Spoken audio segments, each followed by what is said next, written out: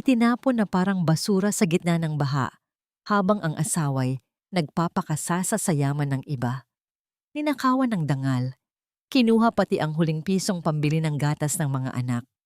Pero sa bawat patak ng luha ni Catherine, may namumuong puot na sisiklab. Akala ni Adrian, tapos na ang laban.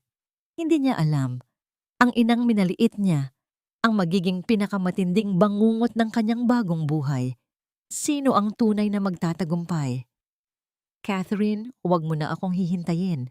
Pagod na ako sa kahirapan nating dalawa. Mula ngayon, kalimutan mo nang may asawa ka. Ituring mo na lang na patay na ako. Ang mga salitang yon mula kay Adrian sa kabilang linya ng telepono ay tila mga tipak ng yelo na bumagsak at dumurog sa puso ni Catherine. Hindi pa man siya nakakasagot, namatay na ang tawag na nag-iwan lamang ng isang nakabibinging katahimikan sa loob ng maliit at madilim nilang barong-barong. Sa ilalim ng andap-andap na liwanag ng isang gasera, dahan-dahang ibinaba ni Catherine ang kanyang kamay. Hawak-hawak niya ang isang lumang karayom at sinulid.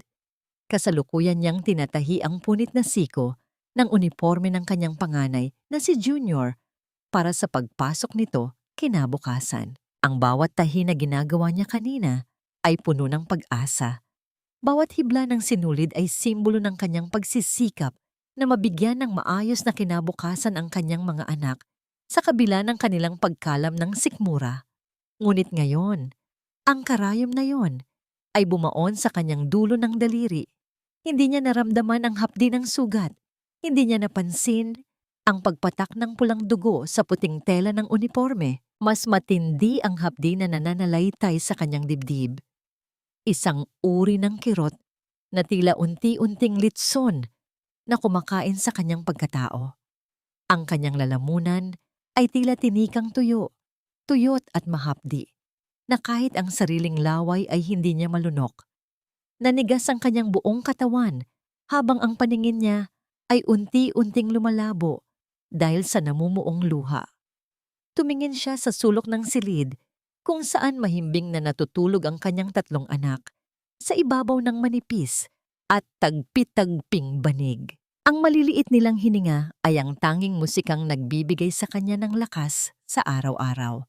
Paano nagagawang itapon ng isang ama ang sariling laman at dugo sa gitna ng ganitong karimlan? Paano nakuha ni Adrian na talikuran ng mga pangakong binitawan niya sa harap ng dambana, kapalit ng ginhawang pansarili? Hindi nagtagal, ang katahimikan ng gabi ay nabulabog ng mararahas na kalabog sa kanilang pintuan na gawa lamang sa pinagtagpi-tagping plywood. Hindi iyon ang pagbabalik ni Adrian na kanyang inaasahan. "Catherine, lumabas ka riyan. Alam kong nariyan ka." Ang boses ni Aling Rosa, ang kanilang may-ari ng bahay, ay punong-puno ng bagsik. Dahan-dahang tumayo si Catherine, ang kanyang mga tuhod ay nangangatog. Binuksan niya ang pinto at sinalubong siya ng malakas na ihip ng hangin na may dalang amoy ng paparating na ulan. "Aling Rosa, gabi na po." Gising na ang mga bata. Mahinang pakiusap ni Catherine. Ang boses ay nanginginig sa takot at pagod. "Wala akong pakialam kung gising sila o tulog. 3 buwan na kayong hindi nagbabayad ng upa. Sabi ng asawa mo nung 1 linggo, aalis na kayo rito dahil wala na kayong pambayad. Ngayon, ilabas mo na ang mga basurang gamit ninyo dahil may bago ng uupa rito bukas." Sigaw ng matanda habang itinutulak ang pinto ng malakas. "Pero Aling Rosa, saan po kami pupunta? Gabi na po at mukhang uulan. Parang awa niyo na po kahit bukas na lang kami umalis." Pagsusumamo ni Catherine, ang kanyang mga kamay ay nakahawak sa laylayan ng damit ng matanda. Ngunit ang puso ng may-ari ay tila naging bato na. Tinawag niya ang 2 lalaki sa kanyang likuran at walang awang sinimulang ilabas ang mga gamit ni Catherine, ang maliit na kalan, ang mga plastik na balde, at ang supot ng mga lumang damit ay basta na lamang itinapon sa labas, sa gitna ng maputik na kalsada. Nagising ang mga bata. Ang iyak ni Junior, ni Mia, at ng bunso nilang si Baby Toby ay humalo sa ingay ng kulog na nagsisimulang gumuhit sa kalangitan. Niyakap ni Catherine ang kanyang mga anak. Sinubukang protektahan sila mula sa lamig at kahihiyan, habang ang kanilang mga kapitbahay ay nagsisimulang sumilip mula sa kanilang bintana. May mga matang puno ng awa at ang iba naman ay puno ng pangungutya. Hayan, dinala mo kami sa ganitong kalagayan dahil sa katangahan mo, Catherine. Sinasabi ko na sa'yo, walang patutunguhan ang pagsasama ninyo ng lalaking yan. Ang mga alaala ng panunumbat ni Adrian noong huli silang mag-away ay umalingaw-ngaw sa kanyang isipan na tila ba ang asawa pa niya ang biktima sa sitwasyong ito. Isang malupit na pagmamanipula na hanggang ngayon ay sumusugat sa kanyang dangal. Nang tuluyan silang mailabas, ang langit ay tila nakiramay sa pait na nararamdaman ni Catherine. Ang ulan ay biglang bumuhos ng malakas, tila mga latigong humahampas sa kanyang balat. Basang-basa sila sa gitna ng kalsada, yakap-yakap ang isa't isa, habang ang kanilang mga natitirang ari-arian ay unti-unting nilalamon ng baha at putik. Sa gitna ng kanyang paghikbi, isang nakasisilaw na liwanag ang lumitaw mula sa dulo ng madilim na eskinita. Isang marangyang itim na sasakyan ang dahan-dahang lumalapit. Ang mga gulong nito ay humahati sa tubig na naipon sa kalsada. Huminto ang sasakyan sa tapat mismo ni Catherine. Ang liwanag mula sa headlights nito ay tila humuhusga sa kanyang pagkakadapa. Dahan-dahang bumukas ang bintana ng sasakyan. Isang pares ng mga mata na puno ng awtoridad, ngunit may bahid ng misteryo ang tumingin sa kanya mula sa loob. Sa sandaling iyon, ang mundo ni Catherine ay tila huminto. Ang lamig ng ulan ay hindi na niya nararamdaman, kundi ang bigat ng isang tadhana na hindi niya inasahang darating sa pinakamadilim na oras ng kanyang buhay. Sino ang taong ito na nagtatago sa likod ng marangyang sasakyan? At ano ang kapalit ng tulong na tila ibinibigay nito sa isang inang wala ng matakbuhan? Ang pinakamasakit na bahagi ng pagiging ina ay ang makitang nanginginig sa ginawang iyong mga anak, habang ang tanging maibibigay mo lang ay ang init ng iyong mga luhang hindi maubos-ubos. Sa ilalim ng malawak at madilim na tulay ng lungsod, nakasandal si Catherine sa malamig na semento. Yakap-yakap niya ang kanyang 3 anak, habang ang ingay ng mga sasakyang dumadaan sa itaas ay tila mga dagundong ng isang mundong walang pakialam sa kanilang pagdurusa. Ang amoy ng estero at ang basang usok ng mga sasakyan ay humahalo sa bawat hininga nila. Kanina lamang, ang mga kamay ni Catherine ay abala sa paghahanda ng maliit na salo-salo para sa pag-uwi sana ni Adrian.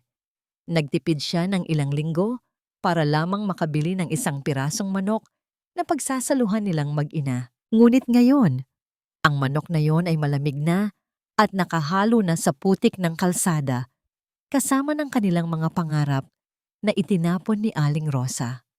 Ang tanging natira sa kanya ay ang barya sa kanyang bulsa na hindi man lang sapat para makabili ng isang latang gatas para kay Toby. Mama, gutom na po si Toby. Ayaw na niyang dumedede sa bote. Wala na pong laman.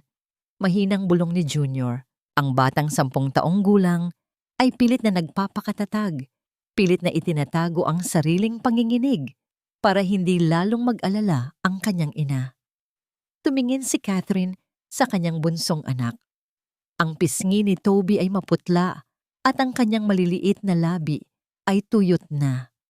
Nang hipuin niya ang noo ng bata, tila napaso ang kanyang palad. Nag-aapoy sa lagnat ang kanyang bunso. Sa sandaling iyon, ang takot na nararamdaman ni Catherine ay napalitan ng isang desperadong lakas. Hindi siya pwedeng maupo na lamang dito at panoorin ang kanyang mga anak na unti-unting nauubos ang lakas. Junior, bantayan mo ang mga kapatid mo. Huwag kayong aalis dito. Hahanapin ko ang papa ninyo. Alam kong hindi niya tayo matitiis kapag nalaman niyang may sakit si Toby. Sabi ni Catherine, bagaman sa loob niya ay alam niyang niloloko na lamang niya ang kanyang sarili. Bit-bit ang huling pag-asa, nilakad ni Catherine ang malalayong kalsada patungo sa opisina ng kumpanyang sinasabi ni Adrian na pinagtatrabahuhan nito. Basang-basa ang kanyang lumang duster, ang kanyang tsinelas ay naputol na, kaya naglakad siya ng nakayapak sa magaspang at mainit na aspalto ng Makati. Ang mga naglalakihang gusali at ang mga kumukutitap na ilaw ng syudad ay tila mga matang nanghuhusga sa kanyang hitsura. Nang makarating siya sa harap ng isang marangyang hotel, nakita niya ang isang pamilyar na sasakyan. Iyon ang kotse ni Adrian. Ngunit ang lalaking lumabas doon ay hindi ang asawang pagod at problemado na kilala niya. Si Adrian ay nakasuot ng mamahaling Amerikana, maayos ang buhok at may malapad na ngiti sa kanyang mga labi. Hindi siya nag-iisa. Isang babaeng lalong maganda sa ilaw ng gabi. Ang bawat hakbang ni Catherine sa makintab na sahig ng hotel ay tila paglapastangan sa karangyaan ng paligid. Ang kanyang mga paa, na puno ng paltos at dumi mula sa kalsada, ay nag-iiwan ng basang bakas sa mamahaling marmol. Ngunit wala siyang pakialam sa mga tingin ng gwardiya o sa mapanghusgang bulong ng mga taong dumadaan. Ang tanging nasa isip niya ay ang mukha ni Toby na unti-unting nawawalan ng kulay. Adrian! Ang sigaw ni Catherine ay bumasag sa mahinahong tugtugin sa lobby. Huminto si Adrian. Ang kanyang katawan ay nanigas nang marinig ang pamilyar na boses na yon. Dahan-dahan siyang lumingon at sa kanyang mga mata ay hindi awa ang rumihestro, kundi isang matinding pandidiri at takot. Takot na mabulgar ang kanyang nakaraan sa harap ng babaeng lalong maganda na nasa kanyang tabi. Ano ang ginagawa mo rito? Paano mo ako nahanap? Ang boses ni Adrian ay mababa ngunit puno ng puot. Mabilis siyang lumapit kay Catherine at hinila ito sa isang madilim na sulok ng parking lot, palayo sa paningin ng mga tao. Adrian, ang mga bata. Si Toby, may lagnat siya. Wala kaming matuluyan. Pinalayas kami ni Aling Rosa dahil hindi mo binayaran ng upa. Pagsusumamo ni Catherine, ang kanyang mga kamay ay pilit na humahawak sa braso ng asawa. Kahit konting pera lang, Adrian, para lang sa gamot at gatas ni Toby. Parang awa mo na. Ngunit marahas na tinabig ni Adrian ang kanyang mga kamay. Upa? Pera? Catherine, sinabi ko na sa'yo, tapos na tayo. Huwag mo akong gamitan ng drama tungkol sa mga bata para perahan ako. Alam ko ang mga estilo mo. Drama? Anak mo si Toby, Adrian. Laman at dugo mo siya. Ang baon ng boses ni Catherine ay punong-puno ng pait. Paano mo nagagawang magpakasasa rito habang ang mga anak mo ay natutulog sa ilalim ng tulay?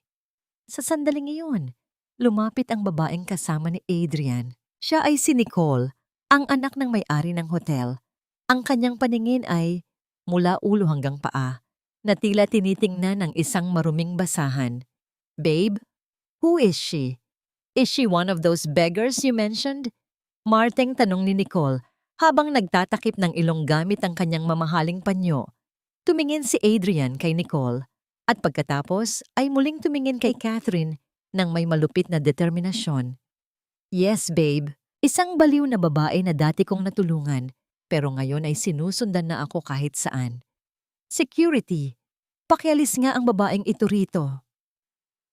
Ang mga salitang yon ay tila isang kutsilyong paulit-ulit na itinataksak sa puso ni Catherine.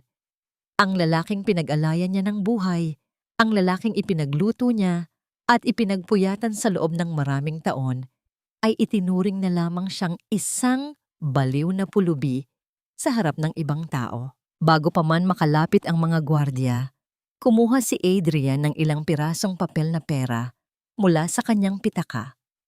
Malutong ang mga ito at bago. Inihagis niya ang mga ito sa putikan sa paanan ni Catherine. Hayan, kunin mo yan at umalis ka na. Huwag na huwag ka nang magpapakita sa akin muli, Catherine. Sinisira mo ang buhay ko.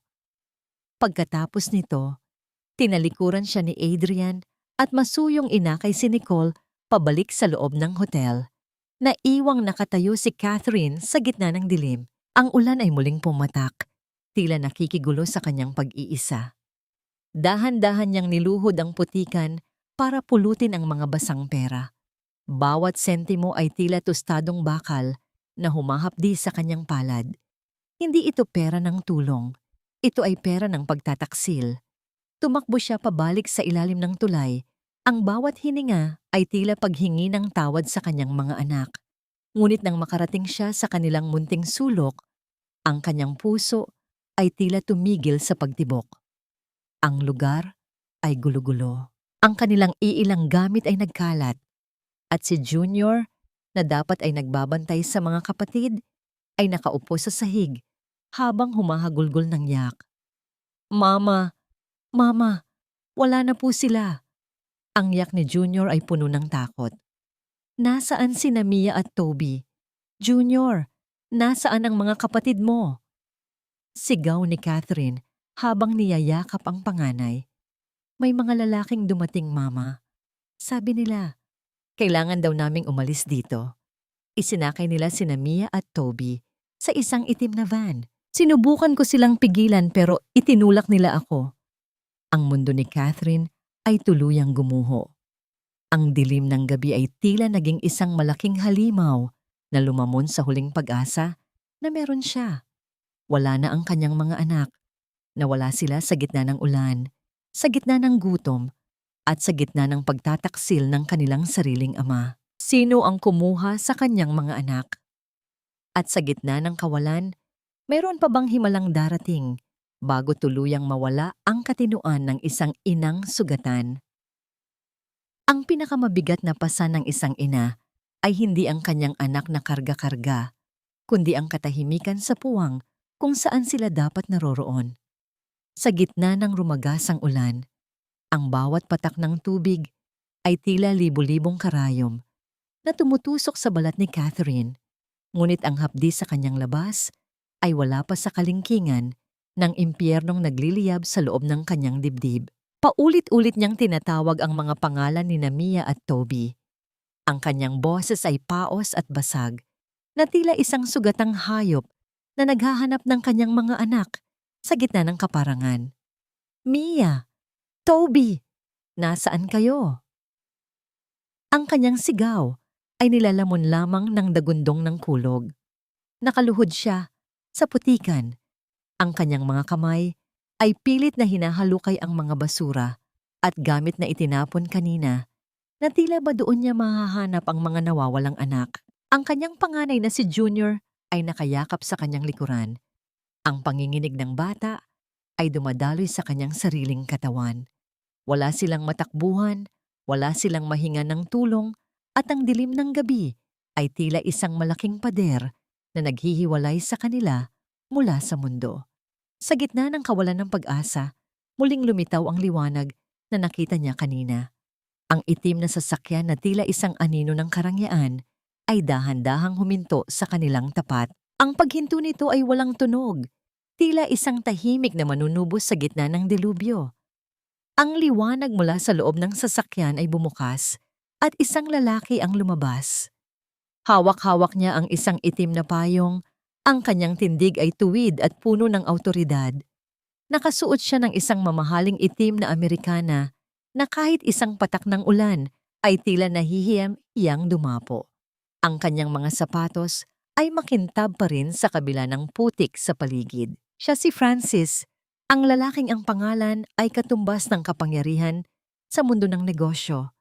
Ngunit sa pagkakataong ito, ang kanyang mga mata ay nakatuon lamang sa babaeng nasa paanan niya. Kabanata 3.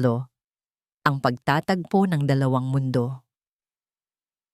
Ang pinakamabigat na pasan ng isang ina ay hindi ang kanyang anak na karga-karga, kundi ang katahimikan sa puwang kung saan sila dapat naroroon.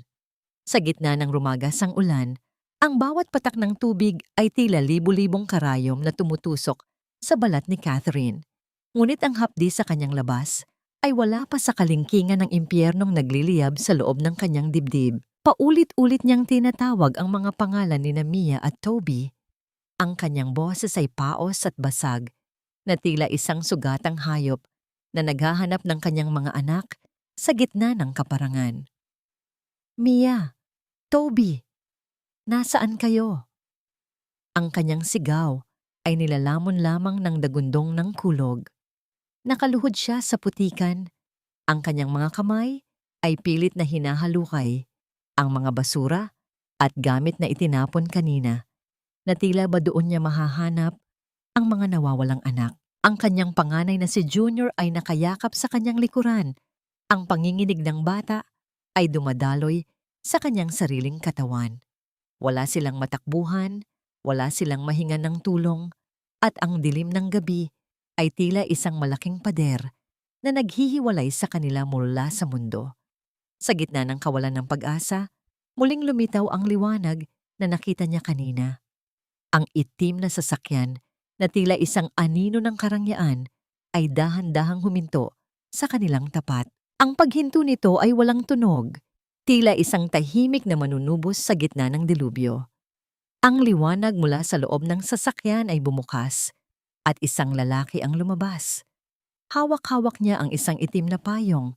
Ang kanyang tindig ay tuwid at puno ng awtoridad. Nakasuot siya ng isang mamahaling itim na Amerikana na kahit isang patak ng ulan ay tila nahihiyang dumapo. Ang kanyang mga sapatos ay makintab pa rin sa kabila ng putik sa paligid. Siya si Francis, ang lalaking ang pangalan ay katumbas ng kapangyarihan sa mundo ng negosyo. Ngunit sa pagkakataong ito, ang kanyang mga mata ay nakatuon lamang sa babaeng nasa paanan niya. "Tumayo ka riyan." Ang boses ni Francis ay malalim, mahinahon, ngunit may bigat na hindi matatanggihan. Tumingala si Catherine. Ang kanyang buhok ay nakadikit sa kanyang muka. Ang kanyang mga mata ay namumula at puno ng luha at dumi. "Sino po kayo? Tulungan niyo po ako. Ang mga anak ko. Kinuha nila ang mga anak ko." Hindi sumagot si Francis ng mabilis. Sa halip ibinaba niya ng bahagya ang kanyang payong para masilungan si Catherine at si Junior. Ang pabango nito na amoy kagubatan at kamahalan ay humalo sa amoy ng ulan at estero. Isang matinding kontras na tila nagpapaalala kay Catherine kung gaano siya kababa sa sandaling iyon. "Alam ko kung nasaan ang mga anak mo." Maikling pahayag ni Francis. Ang mga salitang yon ay tila isang kuryenteng nagpagising sa nananamlay na diwa ni Catherine. "Nasaan sila? Parang awa niyo na po. Dalhin niyo ako sa kanila. Ibibigay ko ang lahat. Gagawin ko ang lahat. Makuha ko lang sila." Tinitigan siya ni Francis ng matagal.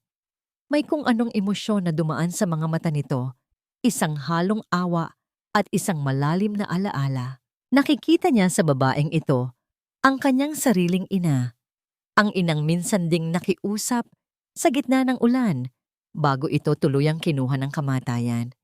"Gagawin mo ang lahat?" tanong ni Francis. Ang kanyang boses ay tila may kasamang babala. "Kahit ang ibig sabihin nito ay kalimutan mo ang nakaraan mo? Kahit ang ibig sabihin nito ay maging ibang tao ka para sa akin?" Hindi nag-atubili si Catherine. Sa isang inang nawalan ng lahat, wala ng halaga ang sarili niyang pangalan o ang kanyang dangal, kung ang kapalit nito ay ang kaligtasan ng kanyang mga anak. "Opo, kahit ano. Basta ibalik niyo sa akin sina Mia at Toby." Dahan-dahang inilahad ni Francis ang kanyang kamay sa harap ni Catherine. "Kung gayon, tumayo ka. Mula sa gabing ito, hindi ka na ang Catherine na kilala ng mundo bilang isang pulubi at talunang asawa.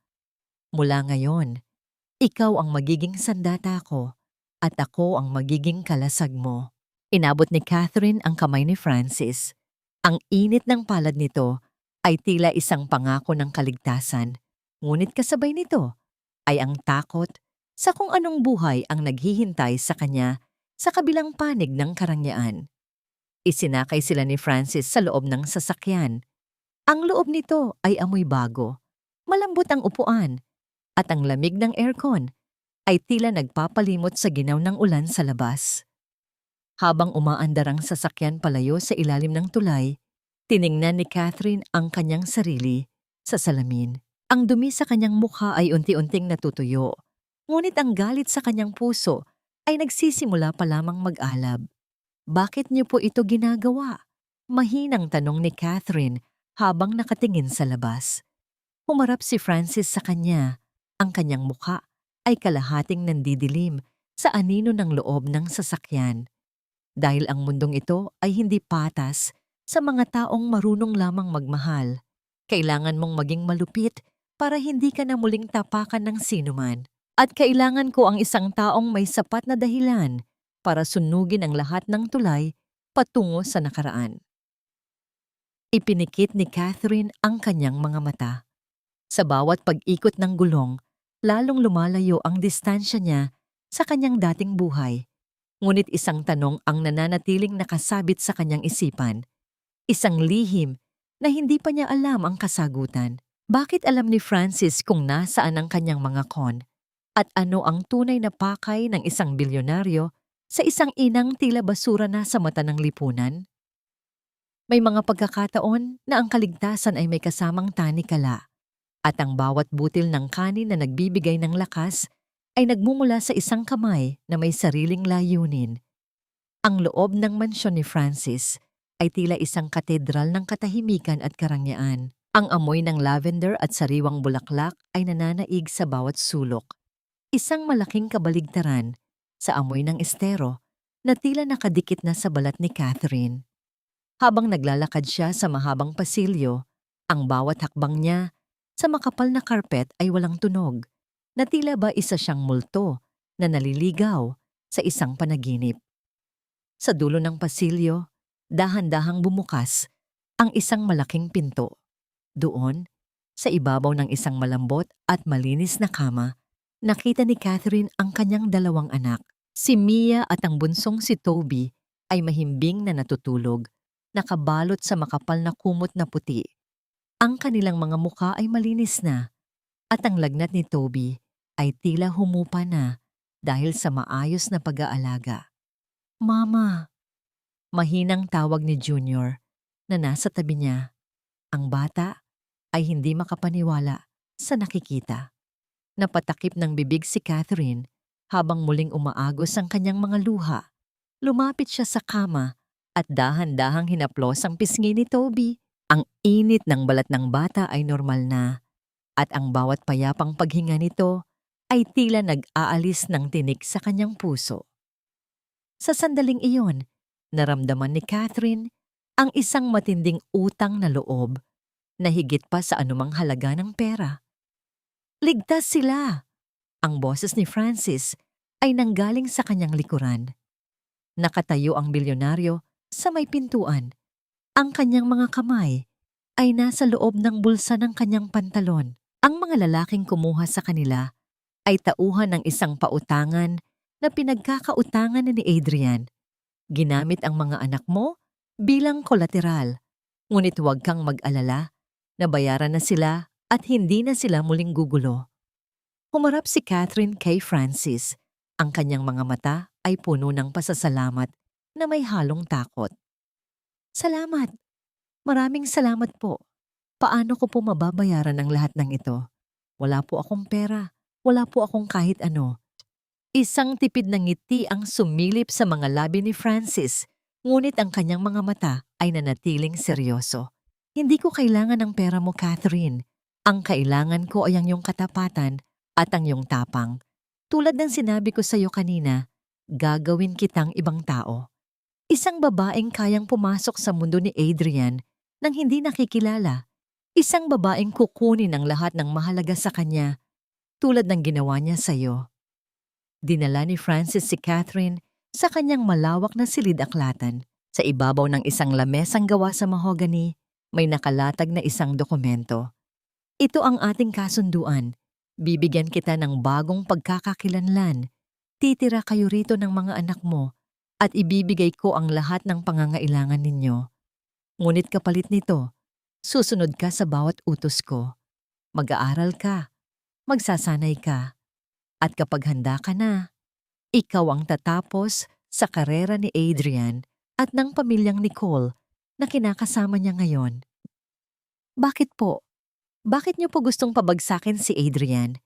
tanong ni Catherine Ang kanyang isipan ay puno ng katanungan. Tumingin si Francis sa malayo, sa ulan na patuloy na humahampas sa malalaking bintana. Dahil ang pamilya ni Nicole, ang mga Villarreal, ang pumatay sa pangarap ng ina ko, ninakawan nila kami ng dangal nung wala pa kaming kapangyarihan. At si Adrian, siya ang kasangkapan nila ngayon para magpalawak ng kanilang maduming negosyo. Ang paghaharap ninyo ay hindi lamang tungkol sa iyong paghihiganti, kundi tungkol din sa pagkamit ng hustisya na matagal nang ipinagkait sa amin. Kinuha ni Catherine ang panulat.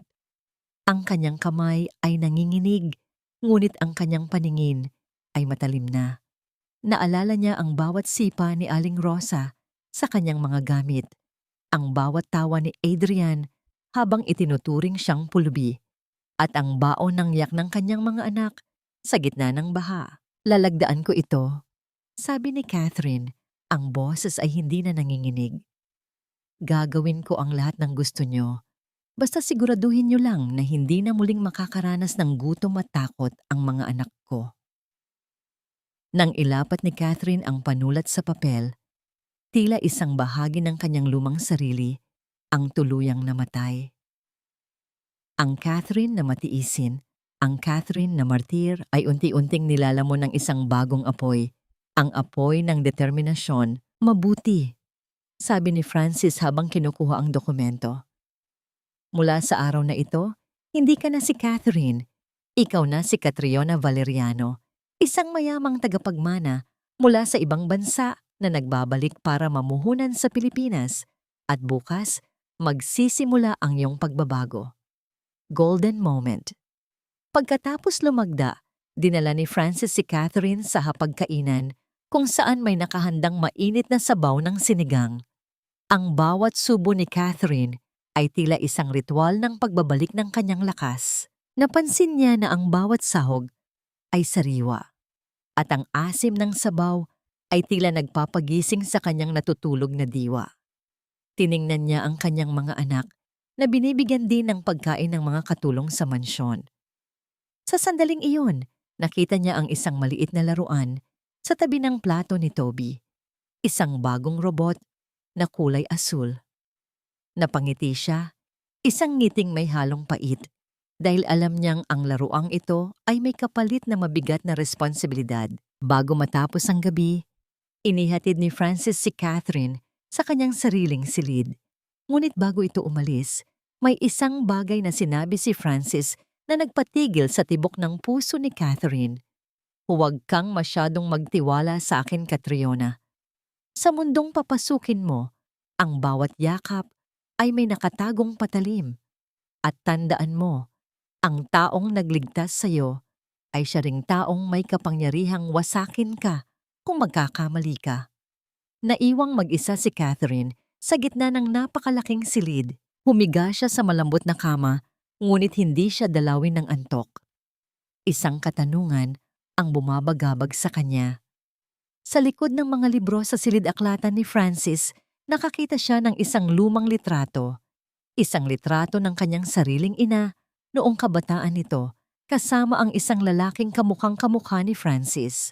Ano ang tunay na ugnayan ng pamilya ni Catherine sa pamilya ng lalaking nagligtas sa kanya? At sapat ba ang paghihiganti para gamutin ang mga sugat ng nakaraan? Hindi sapat na magsuot ka ng sedang mamahalin, Catriona.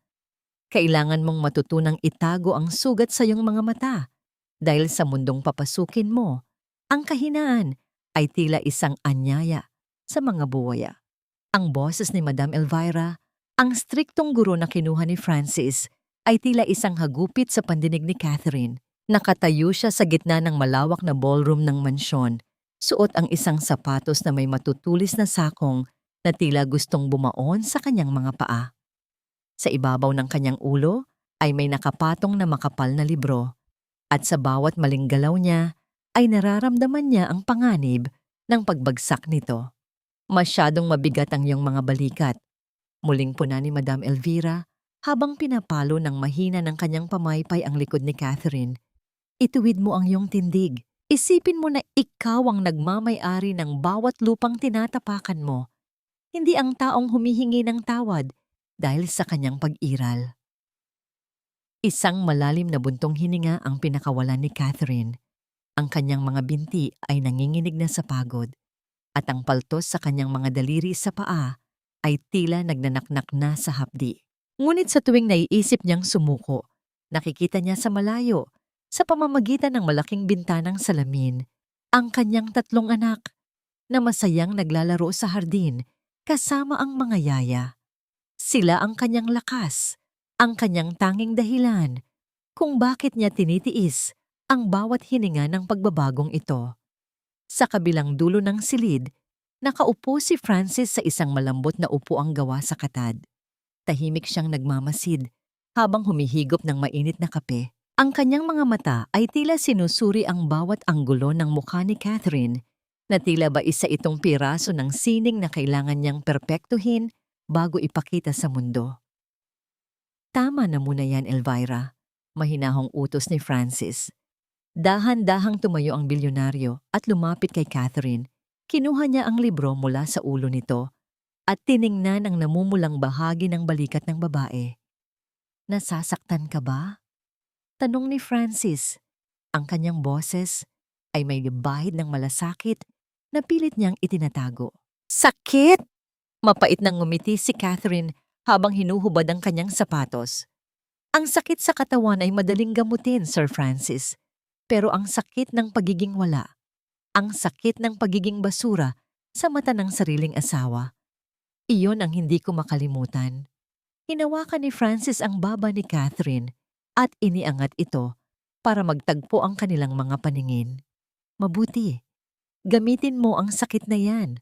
Huwag mong hayaang mawala ang galit mo, ngunit huwag mo ring hayaang kontrolin ka nito. Sa harap ni Adrian, kailangan mong maging kasing lamig ng yelo at kasing talim ng diamante. Sa mga sumunod na araw, ang buhay ni Catherine ay naging isang serye ng walang katapusang pagsasanay.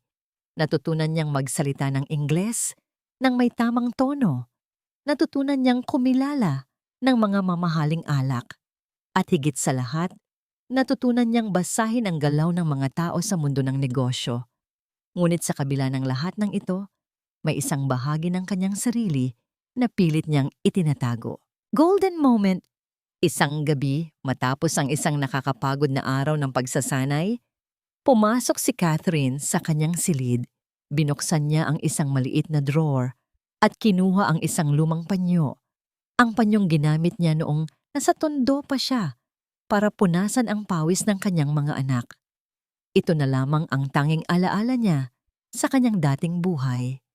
Dahan-dahan niyang inamoy ang panyo, umaasang may matitira pang amoy ng kanyang mga anak bago sila maligo sa sabon ng karangyaan. Sa sandaling iyon, pumasok si Francis. Nakita nito ang panyong hawak niya. Sa halip na magalit, kinuha ni Francis ang panyo at dahan-dahang inilagay ito pabalik sa drawer. Huwag mong itapon ang iyong nakaraan, Catriona, mahinang sabi ni Francis. Itago mo lang ito sa isang lugar na ikaw lang ang nakakaalam. Iyan ang magpapaalala sa iyo kung bakit ka lumalaban. Isang sandali ng katahimikan ang namayani sa pagitan nilang dalawa. Ang distansya ng kanilang mga katawan ay sapat na para maramdaman ni Catherine ang init mula kay Francis. Ngunit bago pa man maging mas malalim ang sandaling iyon, isang katulong ang kumatok sa pinto. Sir Francis, dumating na po ang hinihintay ninyong sobre. Sabi ng katulong habang iniabot ang isang kulay gintong sobre na may tatak ng pamilyang Villarreal. Binuksan ni Francis ang sobre sa harap ni Catherine. Iyon ang formal na imbitasyon para sa kasal ni na Adrian at Nicole. Ang mga pangalan ng dalawa ay nakasulat sa magarbong letra na tila ba isang sampal sa mukha ni Catherine ang bawat kurba ng panulat. Sa susunod na buwan na ang kasal, sabi ni Francis habang nakatingin sa imbitasyon. Handa ka na ba, Catriona? Dahil sa sandaling pumasok tayo sa pintong yon, wala na itong balikan. Tumingin si Catherine sa kanyang sarili sa salamin. Ang babaeng nakatayo roon ay hindi na ang Catherine na duguan ng paa sa gitna ng ulan. Ang nakikita niya ay isang babaeng may matalim na paningin, maayos ang bawat hibla ng buhok at may pusong handang sumunog sa sino mang humarang sa kanyang dalan.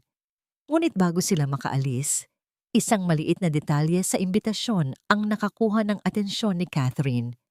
Sa listahan ng mga ninong at ninang, nakita niya ang pangalan ng kanyang sariling ama, ang amang matagal nang nawawala at akala niya ay patay na. Bakit nasa imbitasyon ng kasal ni Adrian ang pangalan ng kanyang ama?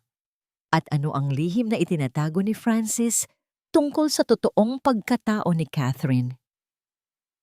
Ang mundong dati ipinagkait sa iyo ay isa na ngayong malawak na entablado.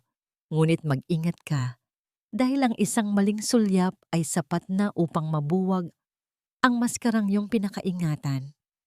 Sa loob ng isang eksklusibong mall sa Makati, ang bawat sulok ay tila kumikinang sa ginto at kristal. Ang bawat pagtama ng matitulis na sakong ng sapatos ni Catriona sa makintab na sahig ay lumilikha ng isang ritmo ng awtoridad, isang tunog na malayo sa hilahod ng kanyang lumang tsinelas noong siya ay nasa tondo pa. Suot niya ang isang asul na bestidang gawa sa seda na yumayakap sa kanyang katawan at ang kanyang buhok ay maayos na nakapusod na naglalantad sa kanyang mahabang leeg na pinalamutian ng mga perlas. Sa tabi niya ay si Francis na nakasuot ng isang simpleng polo shirt, ngunit ang bawat galaw ay nagpapakita ng yaman. Ito ang iyong unang pagsusulit, Catriona. Mahinang bulong ni Francis habang naglalakad sila patungo sa isang mamahaling tindahan ng alahas. Huwag mong hahayaang makita nila ang takot sa iyong mga mata. Isipin mo na ang bawat taong narito ay nasa ilalim ng iyong mga paa. Huminga ng malalim si Catriona. Ang kanyang palad ay bahagyang namawis, ngunit pinanatili niyang diretso ang kanyang tingin. Nang pumasok sila sa tindahan, ang bawat empleyado ay yumukod bilang tanda ng paggalang.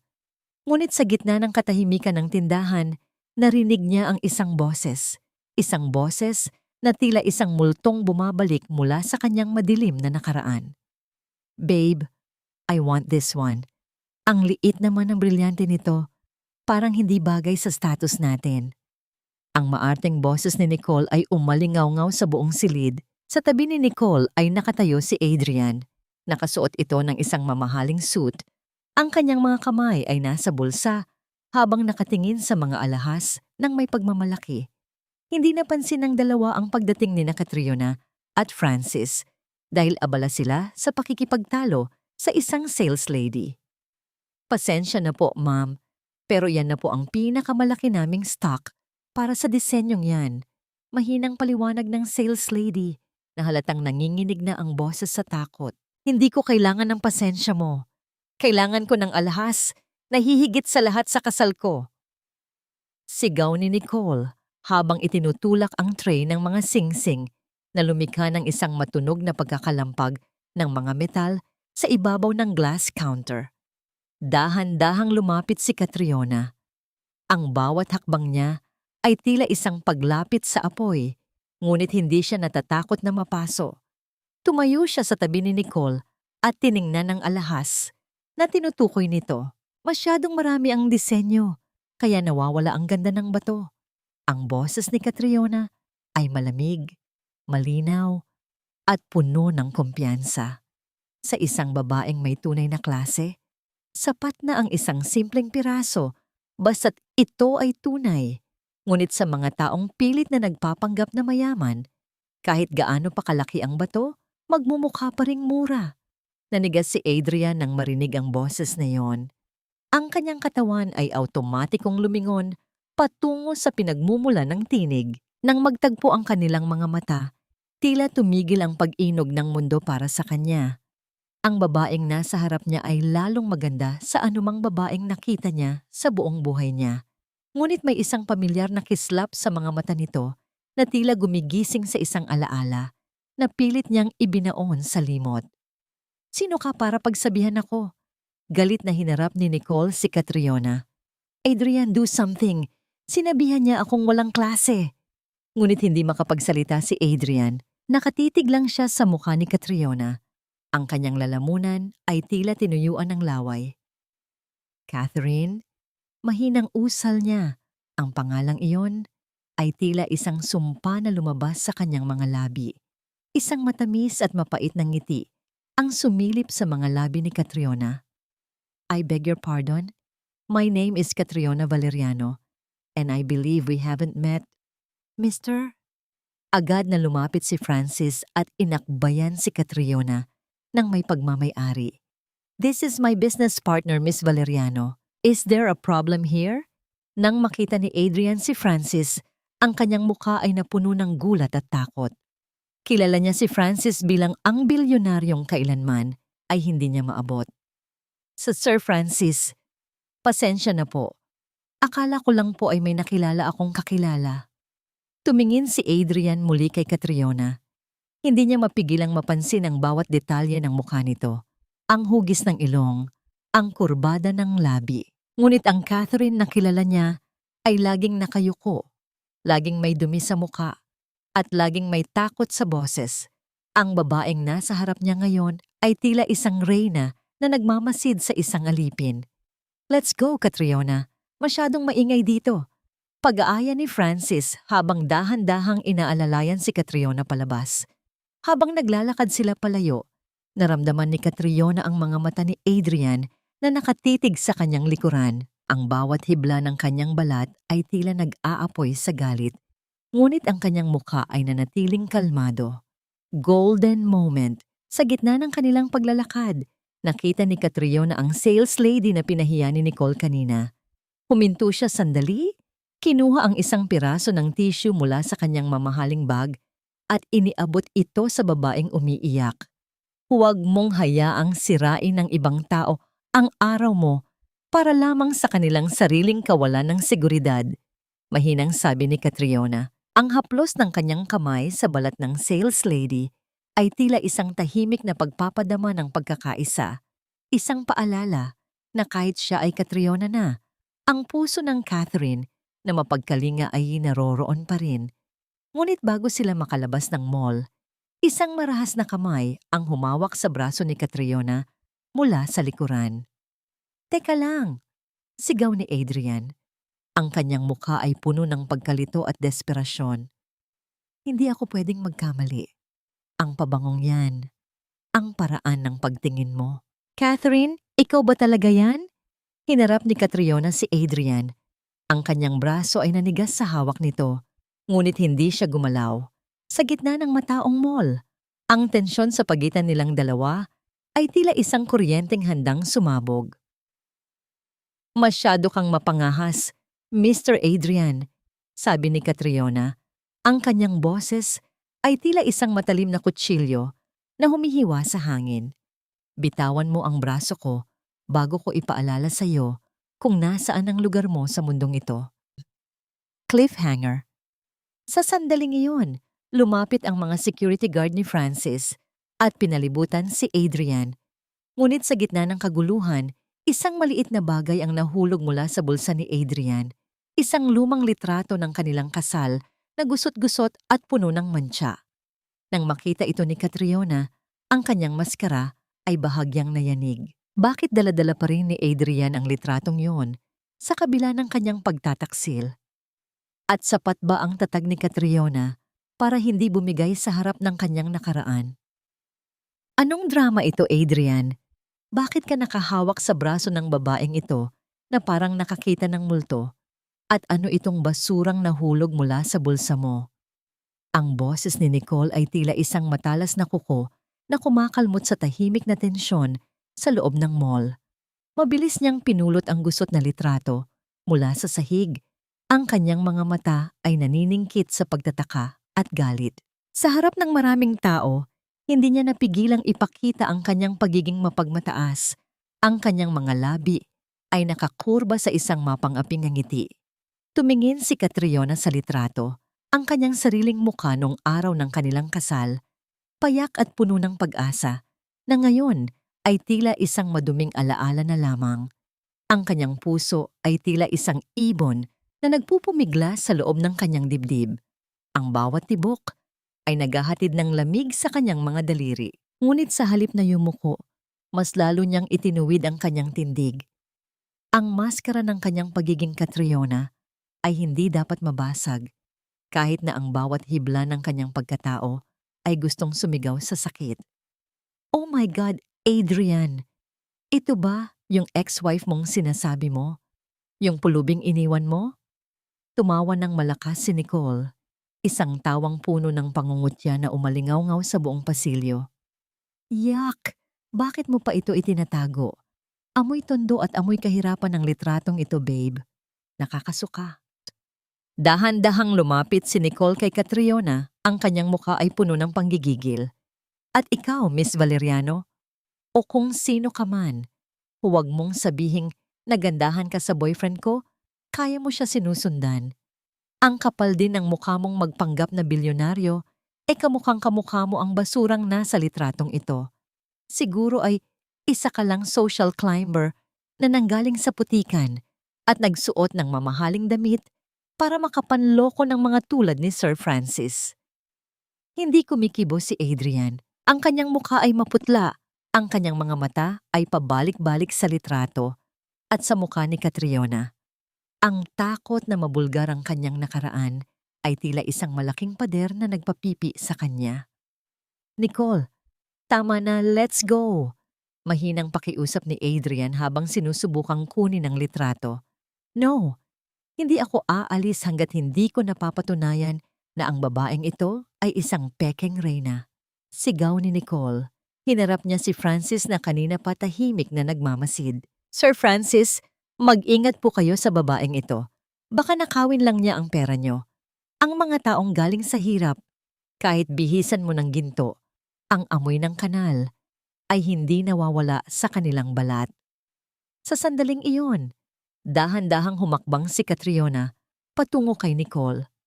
Ang bawat pagtama ng kanyang sapatos sa sahig ay tila isang babala. Hindi siya sumigaw. Sa halip, ang kanyang boses ay naging kasing lamig ng yelo sa gitna ng taglamig. Tapos ka na ba? Tanong ni Catriona. Dahil sa bawat salitang lumalabas sa bibig mo, lalong lumalabas kung gaano kakababa. Ang tunay na yaman ay hindi nasusukat sa laki ng brilyante o sa kapal ng pitaka, kundi sa paraan ng pakikitungo mo sa ibang tao. Ang nakikita ko sa harap ko ay hindi isang mayamang babae, kundi isang batang naghahanap ng atensyon dahil alam niyang ang lalaking nasa tabi niya ay hindi siya kayang mahalin ng totoo. Kinuha ni Catriona ang litrato mula sa kamay ni Nicole. Sa isang mabilis at maingat na galaw, pinunit niya ito sa harap ng kanilang mga mata. Ang tunay na pagkapunit ng papel ay tila tunog ng pagtatapos ng isang kabanata. Ito ang basurang sinasabi mo, sabi ni Catriona habang hinahayaan niyang malaglag ang mga piraso ng papel sa paanan ni Nicole. Itapon mo na ito dahil tulad ng nakaraan, wala na itong halaga sa akin. At Mr. Adrian, ang paghawak mo sa akin kanina ay isang malaking pagkakamali. Huwag mong hayaang ang iyong mga ilusyon ang maging dahilan ng iyong pagbagsak. Inaakay ni Francis si Catriona palabas ng mall. Ang bawat hakbang nila ay puno ng dignidad habang iniwan nilang nakatayo sina Nicole at Adrian sa gitna ng kahihiyan. Golden moment. Pagdating nila sa loob ng sasakyan, ang katahimikan ay tila isang makapal na kumot. Dahan-dahang ibinaba ni Catriona ang kanyang ulo, ang kanyang mga kamay ay nanginginig na ngayon. Kumuha si Francis ng isang maliit na bote ng tubig at binuksan ito para sa kanya. Sa halip na magsalita, hinawakan ni Francis ang kamay ni Catriona, isang mainit at matatag na hawak na tila nagsasabing hindi siya nag-iisa. Napansin ni Catriona na may isang maliit na rosas na gawa sa origami sa loob ng sasakyan na ginawa ng kanyang anak na si Mia para sa kanya bago siya umalis. Hinawakan niya ito ng mahigpit. Ang papel na rosas na ito ang nagpaalala sa kanya na sa kabila ng lahat ng ginto, ang pagmamahal ng kanyang mga anak ang tunay na nagpapanatili sa kanyang dangal. Bakit niya itinago ang litratong yon, Francis? Mahinang tanong ni Catriona habang nakatingin sa labas. Dahil ang mga taong tulad ni Adrian ay laging natatakot sa katotohanan, sagot ni Francis. Ang litratong yon ay hindi tanda ng pag-ibig, kundi tanda ng kanyang pagkakasala. Ginamit niya itong paalala kung gaano kalayo na ang narating niya mula sa pagiging mahirap, ngunit hindi niya alam na yun din ang magiging tali na hihila sa kanya pabalik sa putikan. Dangling mystery. Habang papasok sila sa gate ng mansyon, nakita ni Catriona ang isang matandang babae na nakatayo sa may beranda. Ito ang lola ni Francis, si Doña Aurora. Ang matanda ay may hawak na isang lumang kwintas na eksaktong kamukha ng kwintas na ibinigay ng ina ni Catriona sa kanya bago ito namatay. Bakit nasa kay Doña Aurora ang kwintas na yon? At anong sikreto ang itinatago ng pamilya ni Francis tungkol sa nakaraan ni Catherine na maaring magpabago sa lahat ng kanyang plano? Cliffhanger. Biglang tumunog ang telepono ni Francis pagkatapos ng maikling pakikipag-usap. Namutla ang bilyonaryo. Catriona, may problema tayo. Ang pamilyang Villarreal, alam na nila kung nasaan ang mga anak mo. Walang kuta na sapat ang tatag at walang pader na sapat ang taas kapag ang kaligtasan ng mga anak na ang nakataya sa isang madayang laro. Ang mga salitang binitawan ni Francis sa loob ng sasakyan ay tila isang malamig na agos ng tubig na pumatay sa nagbabagang galit ni Catriona. Ang kanyang kamay, na kanina lamang ay matatag na nakahawak sa kanyang bag, ay nagsimulang manginig ng hindi mapigilan. Ang bawat hininga niya ay naging mabilis at mababaw. Tila ba ang hangin sa loob ng marangyang sasakyan ay biglang naubos. Anong ibig mong sabihin, Francis? Paano nila nalaman? Sabi mo ay ligtas sila rito. Ang boses ni Catriona ay puno ng desperasyon. Ang maskara ng kanyang pagiging matatag na negosyante ay tuluyang nag-crack. Huminahon ka, Catriona. Hindi sila makakapasok sa mansyon. Ngunit ang katotohanang alam na nila kung nasaan kayo ay nangangahulugang may nag-tridor sa loob ng aking organisasyon. Sagot ni Francis, ang kanyang mga mata ay matalim na nakatingin sa kalsada habang mabilis na pinatatakbo ang sasakyan. Pagdating nila sa mansyon, hindi na hinintay ni Catriona na pagbuksan siya ng pinto. Mabilis siyang bumaba at patakbong pumasok sa loob. Ang kanyang puso ay tila gustong kumawala sa kanyang dibdib. Sa dulo ng pasilyo, nakita niya ang kanyang 3 anak na mahimbing na natutulog sa ilalim ng pagbabantay ng 2 gwardiya. Napasandal siya sa pader, ang kanyang mga tuhod ay nanghina sa sobrang pasasalamat na naroon pa sila. Mama? Nagising si Mia at kinuskos ang kanyang mga mata. Bakit po kayo umiiyak? Mabilis na lumapit si Catriona at niyakap. Nang mahigpit ang kanyang anak. Wala anak. Namiss lang kayo ni Mama. Matulog na kayo uli ha. Nandito lang si Mama. Hindi ako aalis. Habang pinagmamasdan ng kanyang mga anak, naramdaman ni Catriona ang isang presensya sa kanyang likuran. Paglingon niya, nakatayo roon si Doña Aurora, ang lola ni Francis. Ang matanda ay nakasuot ng isang mahabang nightgown na gawa sa mamahaling seda at sa kanyang leeg ay nagniningning ang kwintas na nakita ni Catriona kanina. Ang pag-ibig ng isang ina ay ang pinakamalakas na kapangyarihan. Ngunit ito rin ang pinakamalaking kahinaan. Mahinang sabi ni Doña Aurora, ang kanyang boses ay walang emosyon, ngunit may lalim na tila nakakabasa ng kaluluwa. Doña Aurora, pasensya na po kung nabulabog namin kayo, magalang na sabi ni Catriona habang tumatayo. Lumapit ang matanda. Ang bawat hakbang nito sa sahig ay tila isang ritual ng nakaraan. Hinawakan niya ang kwintas sa kanyang leeg. Nakita ko kung paano mo tiningnan ang alahas na ito kanina.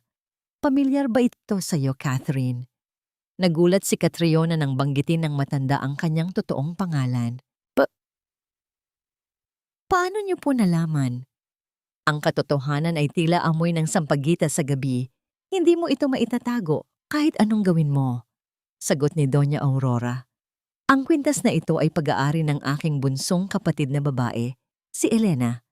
Nawala siya maraming taon na ang nakalilipas. dahil pinili niyang sumama sa isang lalaking hindi namin matanggap at ang babaeng nasa larawang dala ni Adrian kanina. Siya ang eksaktong kopya ni Elena noong kabataan niya. Ang mundo ni Catriona ay tila umikot. Ang kanyang ina, si Elena, ay ang nawawalang kapatid ng lola ni Francis. Ibig sabihin ba nito ay may dugong bughaw din ang nananalaytay sa kanyang mga ugat na matagal na panahon nang itinago sa kanya? Dinala ni Francis si Catriona sa kanyang pribadong opisina. Doon, sa ilalim ng madilim na ilaw, kinuha ni Francis ang isang lumang dokumento mula sa kanyang vault. Hindi lang kita tinulungan dahil sa awa, Catriona. Tinulungan kita dahil ikaw ang nawawalang tagapagmana ng kalahati ng ari-arian ng pamilya ko na ninakaw ng mga Villarreal sa pamamagitan ng panloloko sa aking lolo. Kaya ba kailangan mong gawin akong Catriona? Tanong ni Catriona.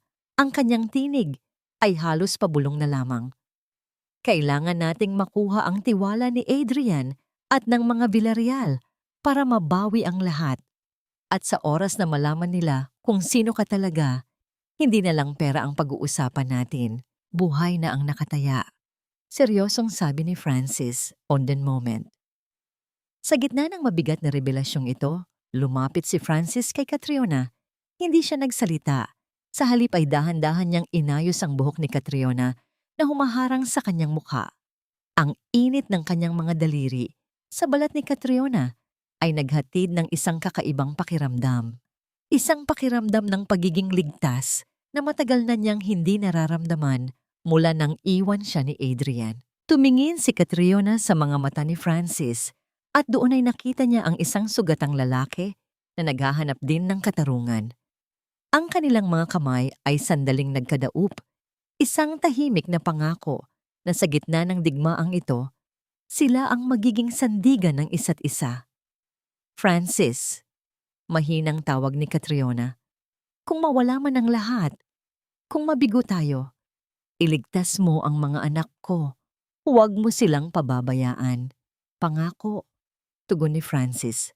Ang kanyang boses ay puno ng katapatan. Cliffhanger. Biglang bumasag ang katahimikan nang makarinig sila ng isang malakas na tunog ng pagkabasag ng salamin mula sa ibaba. Kasunod nito ay ang mabilis na yabag ng mga paa na tumatakbo sa pasilyo.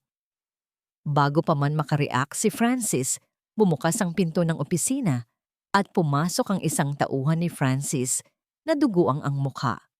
Sir, may mga armadong lalaki sa loob ng compound at nakuha nila si Toby.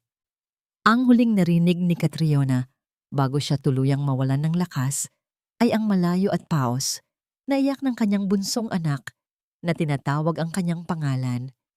Ang pinakamasakit na hiyaw ng isang ina ay ang katahimikang naiwan sa silid kung saan kinuha ang kanyang anak, isang puwang na hindi mapupunan ng anumang yaman o ginto sa mundo.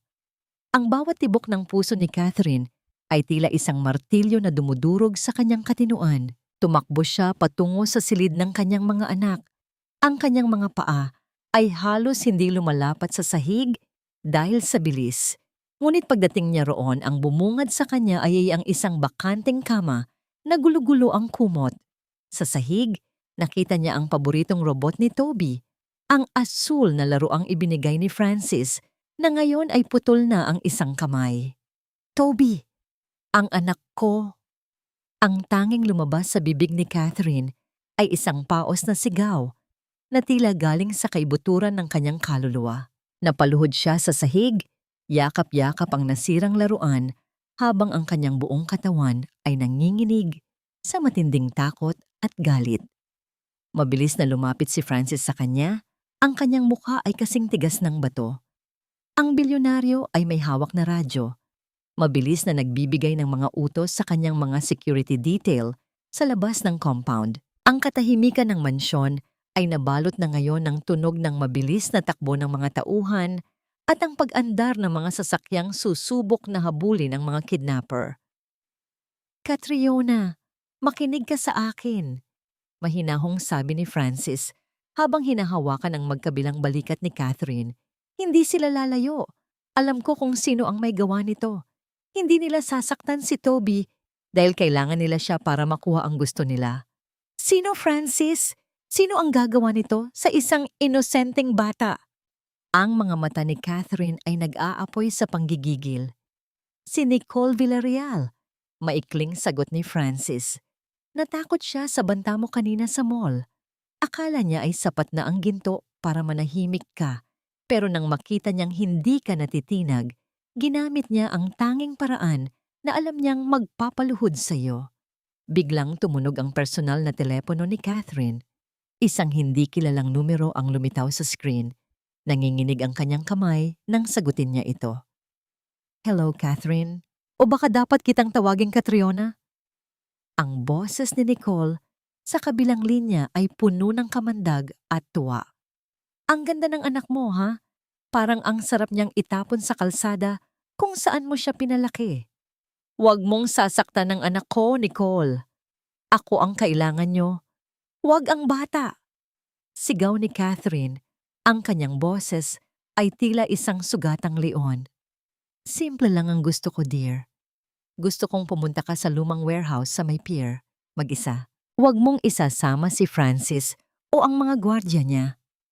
At higit sa lahat, kailangan mong pirmahan ang isang dokumento na nagsasabing ikaw ay isang impostor at wala kang karapatan sa anumang ari-arian ng mga Villarreal.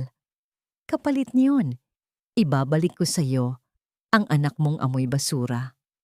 Ibinaba ni Nicole ang tawag bago pa man makasagot si Catherine. Pupunta ako. Desididong sabi ni Catherine habang tumatayo. Francis, kailangan kong pumunta. Hindi ko pwedeng ipagsapalaran ang buhay ni Toby. Hindi ka pwedeng pumunta ng mag-isa, Catriona. Pati bong ito. Babala ni Francis. Papatayin ka nila sa oras na makuha nila ang pirma mo. Wala akong pakialam sa buhay ko, Francis. Kung kailangang mamatay ako para mabuhay si Toby, gagawin ko. Golden moment. Sa gitna ng mainit na pagtatalo, biglang hinila ni Francis si Catherine at niyakap ito ng mahigpit. Hindi yun isang yakap ng pagnanasa, kundi isang yakap ng proteksyon at pakikiramay. Nararamdaman ni Catherine ang mabilis na tibok ng puso ni Francis na tila sumasabay sa kanyang sarili.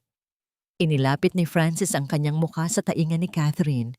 Hindi ka mamamatay, Catriona, at hindi rin mawawala si Toby. Magtiwala ka sa akin. May plano ako. Ngunit kailangan mong maging matatag.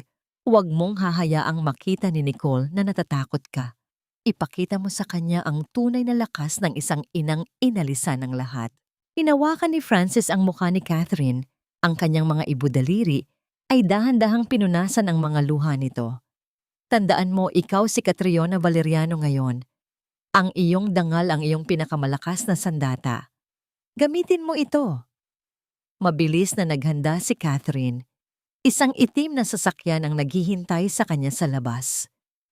Habang papalabas siya, nakita niya si Junior at Mia na nakasilip sa pinto ng kanilang silid. Ang kanilang mga mata ay puno ng takot. Ngumiti si Catherine nang pilit at sumenyas na maging ayos lang ang lahat. Pagdating sa madilim at lumang warehouse sa pier, ang amoy ng kalawang at alat ng dagat ay sumalubong kay Catherine. Ang tanging liwanag ay nagmumula sa isang bumbilya na nakabitin sa gitna ng malawak na silid.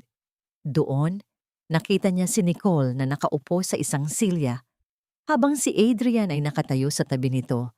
Halatang balisa at hindi mapakali. Sa sulok, nakatali si Toby sa isang maliit na upuan. May tape sa kanyang bibig, ngunit ang kanyang mga mata ay naniningkad sa takot nang makita ang kanyang ina. Mama, ang muffled na iyak ng bata ay tila humiwa sa puso ni Catherine. Pakawalan mo na siya, Nicole. Nandito na ako. Sabi ni Catherine. Ang kanyang boses ay malamig at hindi nanginginig. Tulad ng turo ni Francis. Ang tapang mo talaga, no? Nicole stood up and approached Catherine, bringing the document. Pirmay mo na ito, ngayon din. At aminin mo sa harap ni Adrian na isa kang pekeng bilyonaryo na nagpanggap lang para makapaghiganti. Tumingin si Catherine kay Adrian. Ang lalaking dati niyang minahal ay hindi man lang makatingin sa kanya ng diretso. Ang duwag na ito ay hinayaang saktan ng kanyang bagong kinakasama, ang sarili niyang anak. Adrian, mahinang tawag ni Catherine. Ganito na ba kababa ang tingin mo sa sarili mo? Ang hayaang maging biktima ang anak mo para sa pera?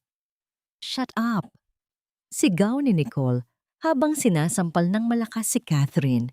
Ang tunay na sampal ay lumikha ng isang matunog na epekto sa loob ng tahimik na warehouse. Pirmay mo na ito o papatayin ko ang bata sa harap mo. Dangling mystery. Habang hawak ni Catherine ang panulat, napansin niya ang isang pamilyar na anino sa likod ng mga container sa dulo ng warehouse. Hindi yon tauhan ni Nicole. At napansin din niya na may suot na kakaibang singsing ang isa sa mga bodyguard ni Nicole. Isang singsing na may tatak ng pamilya ni Francis. Sino ang tunay na nagpapatakbo ng kidnapping na ito? At sapat ba ang sakripisyo ni Catherine para mailigtas si Toby nang hindi nawawala ang kanyang bagong pagkakakilanlan? Cliffhanger. Biglang namatay ang lahat ng ilaw sa loob ng warehouse. Ang tanging narinig ay ang malakas na kalabog ng pinto na tila may sumisira mula sa labas. Sa gitna ng kadiliman, isang putok ng baril ang umalingaw-ngaw. "Mama!" sigaw ni Toby. Nang muling bumukas ang isang maliit na flashlight, nakita ni Catherine na wala na si Nicole sa kanyang pwesto at ang silyang kinauupuan ni Toby ay bakante na rin. Ngunit ang mas nakakapanginig ng laman ay ang nakita ni Catherine sa sahig, isang tulo ng sariwang dugo na patungo sa pinto ng likuran. Ang pinakamahabang gabi ay hindi ang gabing walang buwan, kundi ang gabing puno ng kaba bago ang huling pagtutuos, kung saan ang bawat segundo ay tila isang patak ng dugong dahan-dahang nauubos. Sa gitna ng kadiliman ng warehouse, ang bawat hininga ni Catherine ay tila isang dasal na putol-putol. Ang malakas na tunog ng pagputok ng baril ay bumasag sa katahimikan ng gabi na sinundan ng isang nakabibinging katahimikan. Nang muling bumukas ang ilaw mula sa mga tactical flashlight ng mga tauhan ni Francis, nakita ni Catherine si Adrian na nakaluhod sa sahig. Hawak ang kanyang braso na dumadaloy ang sariwang dugo. Ang bala ay hindi nakamamatay, ngunit sapat na yon para mapatigil ang anumang tangkang pagtakas. "Toby!" sigaw ni Catherine nang makita niya si Francis na lumabas mula sa likod ng mga container, bitbit ang kanyang bunsong anak. Ligtas ang bata, bagaman gulat at umiyak. Mabilis na kinuha ni Catherine ang kanyang anak mula sa mga kamay ni Francis. Niyakap niya ito ng higit pa sa higpit. Ang kanyang mga luha ay pumatak sa maliit na balikat ni Toby. Sa sandaling iyon, ang lahat ng ginto at kapangyarihan sa mundo ay walang halaga kumpara sa tibok ng puso ng kanyang anak na muli niyang nararamdaman. "Tapos na ang laro niyo, Nicole." Ang boses ni Francis ay kasing lamig ng bakal. Nakatayo siya sa harap ni Nicole na ngayon ay nanginginig sa takot habang ang mga tauhan ng bilyonaryo ay pinalilibutan ng buong lugar. Ngunit si Nicole, sa kabila ng takot, ay nagawa pang tumawa ng mapait. "Akala niyo ba ay ganoon lang kadali iyon? Bukas ang kasal ko kay Adrian. Bukas, magiging legal na ang lahat ng ari-ariang kinuha namin sa pamilya niyo. Wala kayong ebidensya, Francis. Isang kidnap for ransom lang ito na pwede kong ibintang sa mga tauhan ko." Hindi sumagot si Francis. Sa halip, tiningnan niya si Catherine at hudyat na kailangan na nilang umalis. Alam ni Francis na ang warehouse na ito ay hindi ang tamang lugar para sa huling pagtutuos. Pagbabalik sa mansyon, ang gabi ay tila bumabagal. Matapos mapatingnan si Toby sa doktor at matiyak na maayos ang kalagayan ng bata, dinala ni Catherine ang kanyang mga anak sa kanilang silid. Sa loob ng tahimik na silid, dahan-dahang sinusuklay ni Catherine ang buhok ni Toby habang ang bata ay mahimbing nang natutulog. Ang amoy ng baby powder at ang malinis na kumot ay tila isang gamot sa kanyang pagal na diwa. Kinuha ni Catherine ang isang maliit na krus na gawa sa kahoy, isang alaala mula sa kanyang ina, at inilagay ito sa ilalim ng una ni Toby. Ipinikit niya ang kanyang mga mata at naramdaman ang malambot na hininga ng kanyang mga anak. Sa sandaling iyon, hindi siya si Catriona Valeriano na puno ng puot, kundi isang simpleng inang nagpapasalamat sa may kapal dahil buo pa rin ang kanyang mundo. Nang lumabas siya ng silid, nakita niya si Francis na nakatayo sa beranda, nakatingin sa malawak na hardin. Lumapit si Catherine at tumayo sa tabi nito. Ang malamig na hangin ng gabi ay humahaplos sa kanilang mga mukha. "Salamat, Francis. Kung hindi dahil sa'yo, baka nawala na ng tuluyan ang mga anak ko," mahinang sabi ni Catherine. Humarap si Francis sa kanya. Sa ilalim ng liwanag ng buwan, ang kanyang mga mata ay hindi na kasing talim ng dati. "Ginawa ko ang dapat kong gawin, Catriona. Ngunit bukas ang totoong laban. Sigurado ka na ba? Kapag nalaman ng lahat ang katotohanan, sa gitna ng kasal, wala nang atrasan ito." Nararamdaman ni Catherine ang bigat ng desisyong ito. "Wala nang atrasan, Francis. Bukas, kukunin ko hindi lang ang ari-arian ko, kundi pati ang dangal na tinapak-tapakan ni Adrian. I want him to feel the exact same pain I felt when he threw me out in the rain." Dahan-dahang hinawakan ni Francis ang kamay ni Catherine. Sa pagkakataong ito, hindi niya ito binitawan. "Nandito lang ako. Hindi kita pababayaan." Nararamdaman ni Catherine ang init ng palad ni Francis na dumadaloy sa kanyang buong katawan. Isang pakiramdam na higit pa sa pasasalamat. Isang kilig na pilit niyang pinipigilan dahil sa takot na baka ito ay isang panaginip lamang. Inisandal niya ang kanyang ulo sa balikat ni Francis at sa loob ng ilang minuto, ang mundo ay tumigil sa pag-ikot. Ang katahimikan sa pagitan nilang dalawa ay puno ng mga salitang hindi kayang bigkasin ng bibig. Gayunpaman, sa likod ng katahimikang ito, may isang lihim na hindi pa nasasabi si Francis. Sa loob ng kanyang silid-aklatan, may isang dokumentong nagsasabing ang ama ni Catherine ay hindi lamang isang ninong sa kasal, kundi ang taong nagpondo sa pagbagsak ng pamilya ni Francis noon. Biglang tumunog ang telepono ni Catherine. Isang video message ang dumating mula sa isang hindi kilalang sender. Nang buksan niya ito, nanlaki ang kanyang mga mata. Sa video, makikita ang kanyang ama na akala niya ay nawawala, na nakikipag-usap kay Adrian sa isang madilim na opisina. "Gawin mo ang lahat para matuloy ang kasal bukas, Adrian."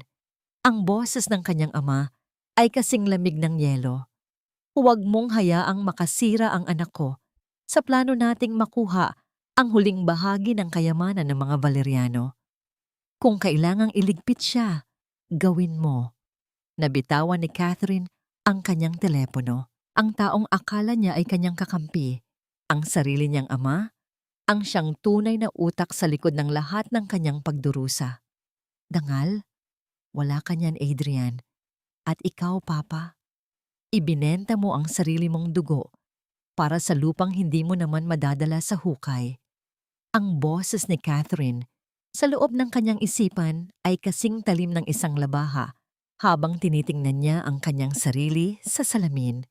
Nakasuot siya ng isang kulay gintong gown na tila humahabi ng liwanag sa bawat galaw niya. Ang kanyang mukha ay isang perpektong sining ng kagandahan, ngunit sa likod ng mga kolorete ay ang isang pusong naging abo na dahil sa pagtataksil ng sariling ama. Ang Manila Cathedral ay punong-puno ng mga bulaklak na puting rosas. Ang bango nito ay nakahihilo sa sobrang tapang. Ang bawat upuan ay okupado ng mga pinaka-impluwensyal na tao sa lipunan. Sa dulo ng altar, nakatayo si Adrian, tuwid na tuwid sa kanyang puting tuxedo, habang sa tabi niya ay ang kanyang ama-amahan sa negosyo, si Don Alberto. Ang lalaking kagabi lamang ay napanood ni Catherine na nag-uutos na iligpit siya. Nagsimulang tumugtog ang maringal na musika ng kasal. Ang bawat nota ng organo ay tila isang kabaong na isinasara sa pandinig ni Catherine. Dahan-dahang bumukas ang malaking pinto ng simbahan at pumasok si Nicole. Suot ang isang gown na nagkakahalaga ng milyon-milyon, naglalakad patungo sa lalaking ninakaw niya mula sa isang pamilyang naghihikahos. Ngunit bago pa man makarating si Nicole sa harap ng altar, isang boses ang bumasag sa banal na katahimikan ng seremonya. Itigil ang kasal. Ang bawat ulo sa loob ng simbahan ay sabay-sabay na lumingon sa likuran. Doon, nakatayo si Catherine, kasama si Francis. Ang kanyang tindig ay hindi na ang isang inang nanghihingi ng awa sa ilalim ng ulan, kundi isang reynang narito para bawiin ang kanyang trono. Catriona, anong kalokohan ito?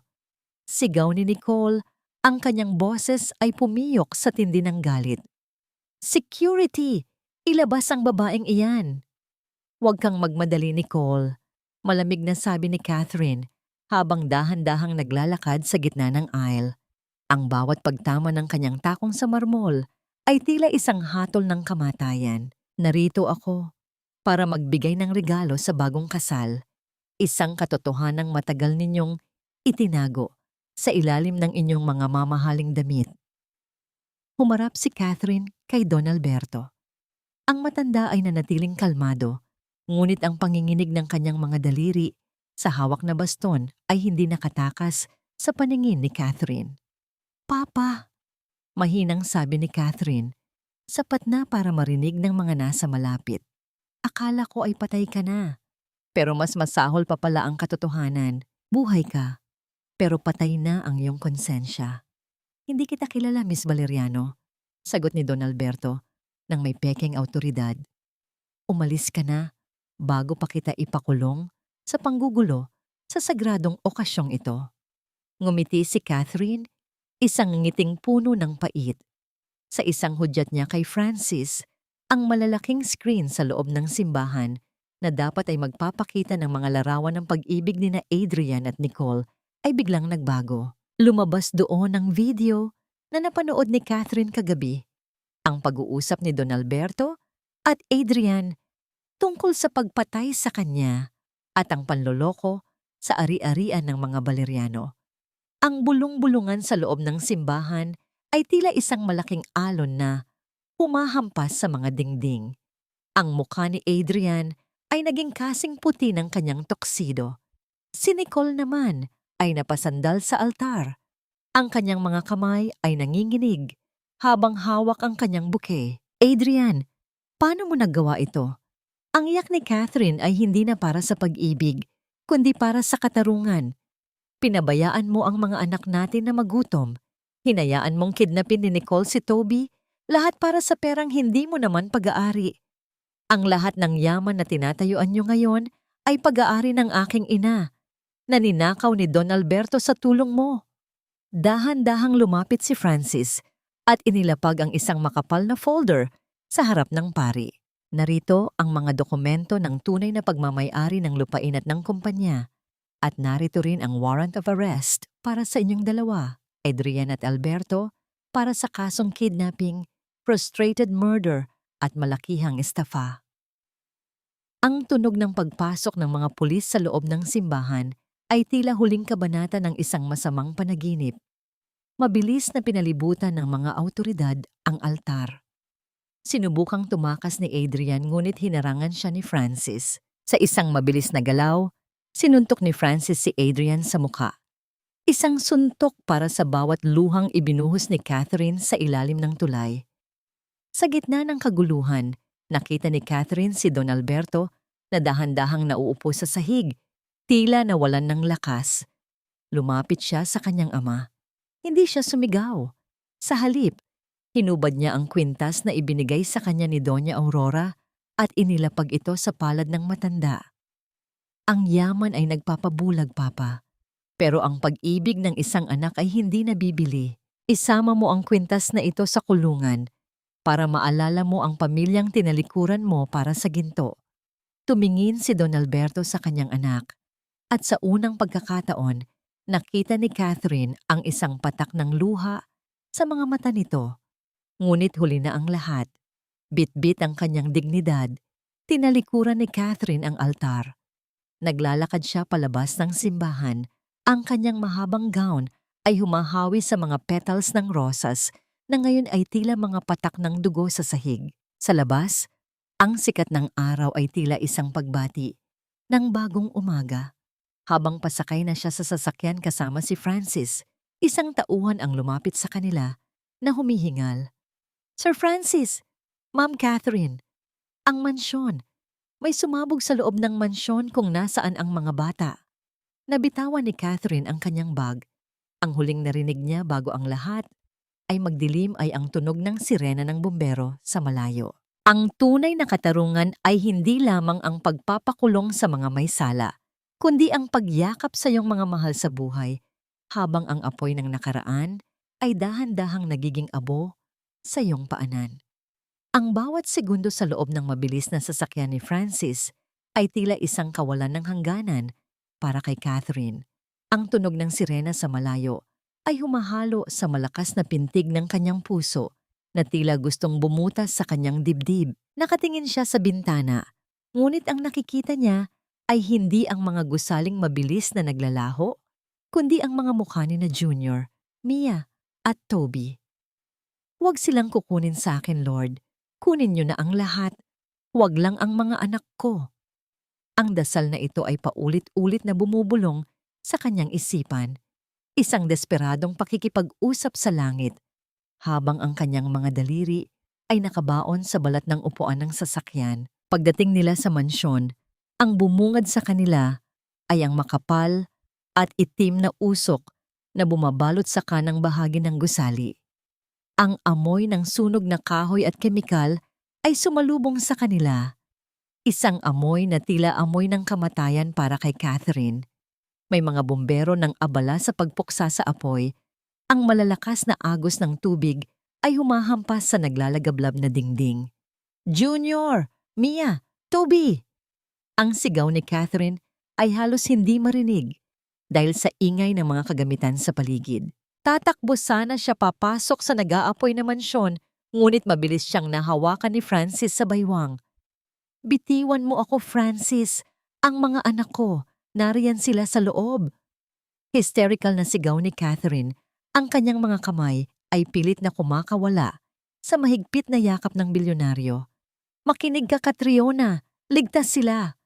Sigaw ni Francis pabalik. Ang kanyang boses ay puno ng awtoridad na nagpatahimik sa sandaling iyon kay Catherine. Ang pagsabog ay nagmula sa generator room sa likod. Bago pa man mangyari iyon, nailikas na sila ng aking mga tauhan sa bunker sa ilalim ng hardin. Tingnan mo, itinuro ni Francis ang dulo ng malawak na damuhan. Doon, nakita ni Catherine si Junior na nakayakap sa kanyang dalawang kapatid. Ang tatlo ay nakabalot sa makapal na kumot. Ang kanilang mga mukha ay puno ng uling, ngunit ang kanilang mga mata ay buhay na buhay. Sa sandaling magtagpo ang kanilang mga mata, tumakbo ang tatlong bata patungo sa kanilang ina. Napaluhod si Catherine sa damuhan, sinalubong ang mahihigpit na yakap ng kanyang mga anak. Walang salitang lumabas sa kanyang bibig. Tanging ang malakas na hikbi ng pasasalamat. Hinaplos ni Catherine ang bawat pisngi, bawat buhok. Tinitiyak na hindi sila gawa sa usok o panaginip. Kinuha ni Junior ang kamay ng kanyang ina at idinikit ito sa kanyang pisngi. Sabi ko po sa kanila, huwag silang matatakot dahil darating si Mama. Hindi niyo po kami pababayaan, di ba? Sa sandaling iyon, naramdaman ni Catherine na siya na ang pinakamayamang babae sa mundo. Hindi dahil sa ginto ni Francis, kundi dahil sa tiwalang ibinigay ng kanyang anak. Habang nagaganap ang emosyonal na tagpong ito, isang puting sasakyan ang pilit na lumalabas sa gate ng mansyon, ngunit hinarangan ito ng mga pulis. Mula sa loob, kinaladkad palabas si Nicole Villarreal. Ang kanyang magarbong gown ay punit-punit na. Ang kanyang makeup ay kalat sa mukha dahil sa pawis at luha ng galit. Pakawalan niyo ako. Hindi niyo alam kung sino ang kinakalaban niyo. Sigaw ni Nicole habang pilit na kumakawala sa posas. Dahan-dahang tumayo si Catherine. Karga-karga si Toby at lumapit kay Nicole. Ang kanyang mukha ay kasing lamig ng yelo, ang bawat hakbang ay puno ng dignidad na hindi kayang bilhin ng kahit anong yaman ng mga Villarreal. Nicole, mahinang sabi ni Catherine, ang apoy na sinimulan mo ay hindi kami ang tinupok, kundi ang sarili mong buhay. Ang bawat kasamaang ginawa mo ay bumalik sa'yo sa paraang hindi mo inaasahan. Wala ka na ng pera, wala ka ng pangalan, at higit sa lahat, wala ka ng taong magmamahal sa'yo. Tumingin si Nicole kay Catherine nang may panggigigil. Akala mo ba panalo ka na? Isang basura ka lang na nagbihis, Reyna. Siguro nga, sagot ni Catherine habang nakatingin sa kanyang mga anak. Pero ang basurang ito ay may pamilyang handang mamatay para sa kanya. Samantalang ikaw, mamamatay kang mag-isa sa loob ng malamig na rehas. Sa kabilang panig, nakita ni Catherine si Adrian na isinasakay sa kabilang presinto. Nakayuko ang kanyang dating asawa, ang kanyang mga balikat ay nakalaylay sa matinding kahihiyan. Hindi na lumapit si Catherine. Sapat na ang makitang ang lalaking naging Diyos ng kanyang buhay noon ay isa na lamang anino ng isang talunang tao ngayon. Inakay ni Francis si Catherine palayo sa usok at kaguluhan na. Tapos na ang gabi, Catriona. Bukas, magigising ka sa isang mundong ikaw na ang may-ari ng iyong kapalaran. Tumingin si Catherine sa nasusunog na bahagi ng mansyon. Ang bawat dila ng apoy na unti-unting pinapatay ng tubig ay tila simbolo ng kanyang mga pait at galit na unti-unti ring naglalaho. Ang huling pagsubok ay natapos na. Ang katarungan ay nakamit na. Hindi sa pamamagitan ng higanti, kundi sa pamamagitan ng katotohanan. Habang naglalakad sila patungo sa ligtas na lugar, huminto si Francis at hinarap si Catherine. Kinuha niya ang isang maliit na susi mula sa kanyang bulsa at inilagay ito sa palad ni Catherine. Ito ang susi ng lumang bahay ng ina mo sa Forbes Park. Matagal ko itong itinago para sa'yo. Ngunit bago tayo magsimula ng bagong kabanata, may isang tao kang kailangang makausap sa loob ng ospital, ang iyong ama. Humihingi siya ng huling pagkakataon bago siya tuluyang mawala. Nanigas si Catherine, ang kanyang ama. Ang lalaking nagtangka sa kanyang buhay ay naghihingalo na. Handa ba siyang magpatawad? O ang huling pintong ito ay mananatiling sarado para sa katarungan? Ang sugat ng kahapon ay hindi kailanman ganap na mabubura. Ngunit sa bawat paglubog ng araw, may dalang pangako ang bukas na ang bawat luhang pumatak ay magiging hamog na magbibigay buhay sa isang bagong simula. Lumipas ang 6 na buwan mula nang gumuho ang mundo ng mga Villarreal sa gitna ng Manila Cathedral. Sa loob ng isang puting silid sa ospital, ang tanging maririnig ay ang mahinang tunog ng makinang nagbabantay sa tibok ng puso ni Don Alberto. Ang hangin ay amoy gamot at kalungkutan. Sa tabi ng kama, nakatayo si Catherine, suot ang isang simpleng puting blusa. Wala na ang mga mamahaling alahas ni Catriona. Tanging ang kanyang likas na ganda at payapang mukha ang natitira. Tumingin siya sa kanyang ama. Ang lalaking dati ay tila isang higante ng kapangyarihan ay isa na ngayong lalaking tuyot ang balat at hirap sa bawat paghinga. Dahan-dahang imulat ni Don Alberto ang kanyang mga mata at tumingin kay Catherine. Ang kanyang mga labi ay nanginginig. Tila may gustong sabihin, ngunit walang boses na lumalabas. Papa, mahinang simula ni Catherine. Narito ako hindi para manumbat. Narito ako para sabihing tapos na ang lahat. Ang lahat ng ari-ari ang kinuha nyo ay naibalik na sa amin. Ang mga bata ay maayos sang kalagayan. At si Adrian, tinanggap na niya ang hatol ng korte. Isang patak ng luha ang gumulong mula sa mata ng matanda. Patawad, Catherine, patawad. Ang bawat salita ay tila isang mabigat na pasang binitawan niya. Huminga ng malalim si Catherine. Ang pagpapatawad ay hindi ibinibigay dahil karapat-dapat ang nagkasala, kundi dahil karapat-dapat ang aking puso sa kapayapaan. Pinapatawad na kita, Papa, hindi para sa iyo, kundi para sa aking sarili at sa aking mga anak. Huwag mo nang dalhin ang bigat ng iyong pagkakasala sa iyong pag-alis. Paglabas ni Catherine ng silid, tila may isang malaking tinik ang nabunot sa kanyang dibdib. Sa pasilyo, naghihintay si Francis. Nakasuot ito ng isang asul na polo. At sa kanyang mga mata ay ang isang uri ng pagmamahal na matagal nang hinahanap ni Catherine.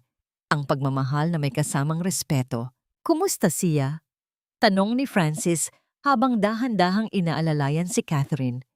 Payapa na siya, Francis. At sa wakas, payapa na rin ako. Sagot ni Catherine. Naglakad sila patungo sa hardin ng ospital. Huminto si Francis at kinuha ang kamay ni Catherine. Sa pagkakataong ito, wala ng kontrata, wala ng paghihiganti. Catherine, ang 6 na buwang nakalipas ay ang pinakamahalagang bahagi ng buhay ko. Nakita ko ang iyong lakas, ang iyong pagiging ina, at ang iyong busilak na puso. Hindi ko na kailangan ng business partner. Ang kailangan ko ay ang babaeng kukumpleto sa aking buhay. Payag ka bang simulan natin ang isang kwentong tayo na ang susulat ng bawat salita? Hindi sumagot si Catherine gamit ang mga salita. Sa halip, isinandal niya ang kanyang ulo sa balikat ni Francis. Ang haplos ng hangin at ang init ng sikat ng araw ay tila isang pagbabasbas. Sa unang pagkakataon, sa loob ng maraming taon, naramdaman ni Catherine na siya ay ligtas, hindi dahil sa pera ni Francis, kundi dahil sa pagmamahal na naghilom sa kanyang mga sugat. Pagdating nila sa lumang bahay ng kanyang ina sa Forbes Park, sinalubong sila ng malalakas na tawag nina Junior, Mia at Toby. Ang mga bata ay nagtatakbuhan sa malawak na damuhan. Ang kanilang mga tawa ay tila musikang nagpapasigla sa paligid. Ang mansyong ito, na dati ay puno ng mga lihim at lungkot, ay puno na ngayon ng buhay. Tumingin si Catherine sa malayo, sa direksyon ng tondo, kung saan nagsimula ang lahat. Naalala niya ang gabing pinalaya siya sa ulan, ang gabing itinuring siyang basura ni Adrian. Ngunit sa halip na puot, ang naramdaman niya ay pasasalamat. Pasasalamat dahil ang bawat dusa ay naging hagdan para marating niya ang kinalalagyan niya ngayon. Nalaman niya na si Nicole ay nasa loob na ng rehas, nabubuhay sa bawat araw na puno ng pagsisisi, habang si Adrian ay nagtatrabaho sa loob ng bilangguan, dahan-dahang binabayaran ang kanyang utang sa lipunan. Ang katarungan ay ganap ng naisakatuparan. Ang tunay na yaman ng isang babae, bulong ni Catherine sa kanyang sarili habang pinapanood ang kanyang mga anak, ay hindi ang ginto sa kanyang leeg o ang pamagat sa kanyang pangalan. Ito ay ang dangal na nananatiling buo sa gitna ng unos at ang kakayahang magmahal muli matapos madurog ang puso. Naramdaman ni Catherine ang braso ni Francis na pumalibot sa kanyang baywang. Tumingin silang dalawa sa papalubog na araw na nagkukulay kahel at lila sa kalangitan. Ang dilim ay muling darating, ngunit sa pagkakataong ito, hindi na ito nakakatakot. Dahil alam ni Catherine na hanggat may pag-ibig, pag-asa at patawad, palaging may bagong umaga na naghihintay. Dito nagtatapos ang kwento ni Catherine, isang inang nanggaling sa putik, ngunit bumangon at nagningning na tila isang brilyante sa gitna ng karimlan.